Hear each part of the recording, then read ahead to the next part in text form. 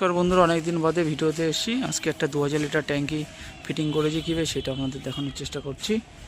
Fitting করেছি আমরা একটা 1.5 ইঞ্চি ওখানে বল ব্যবহার করেছি, আর ওখানে 1.5 ইঞ্চি টি মেরে, আর ওখানে একটা ইউনিয়ন দিয়ে লাইনটা পুরো স্টেলাম, ওখানে এয়ার পাইপ তুলেছি। আর নিচের তলায় আমাদের এখানে 3খানা বাথরুম আছে, 3টে বাথরুমের জন্য 3টে এখানে লাইন আমরা বের করেছি। নিচের তলায় একটা, দোতলায় একটা, টপে একটা। লাইনের জন্য আমরা 3টে বল ব্যবহার করেছি। আর যেই এনক্যাপ করে যে পাইপটা রয়েছে, পরবর্তীতে ইউনিয়নের ওখান থেকে একটা টি লেগে ওখানে একটা প্রেশার পাম্প বসবে, এর জন্য আমরা লাইনটা ছেড়ে রেখেছি। আর ট্যাঙ্কিটা আমরা 2000 লিটারের প্যানিস কোম্পানির ট্যাঙ্কি লাগিয়েছি 5 লেয়ারের। এয়ার পাইপটা আমরা 1.5 ইঞ্চি দেওয়ার চেষ্টা করেছি, এখানটায় 1.5 ইঞ্চি ওভারফ্লো করেছি। যেহেতু নিচে এখানটায় টুলু পাম্প ব্যবহার করা হয়েছে 1 HP, ওই মোটর থেকে জল উঠছে।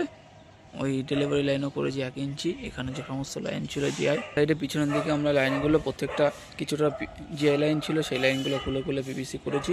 যেহেতু জিআই লাইন অনেক দিনের পুরনো বাড়ি, মরিচা পড়ে গেছে আয়রনের জন্য, টি মেরে ক্যাপ করে রেখে দিয়েছি। পরবর্তীতে ওই 1.5 ইঞ্চি লাইনটা ওখানে কেটে বন্ধ হয়ে যাবে, যেহেতু ওখানে টিনের সেটের জন্য এদিকে ওভারফ্লো হয়ে যাবে, এর জন্য এই প্ল্যান করে এভাবে করা হয়েছে।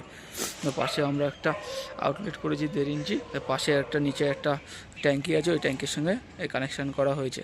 এর ওভারফ্লো জলটা নিচে যাবে, সেই বাথরুমটা ব্যবহার করা যায়। এই লাইনের আমরা লাইনটা লোহার পাইপ ছিল পরবর্তী, আর এখানে একটা আমরা এয়ার পাইপ ব্যবহার করেছি 3তলা বাথরুমের জন্য। যদি ভিডিওটা ভালো লাগে অবশ্যই লাইক ও সাবস্ক্রাইব করবেন।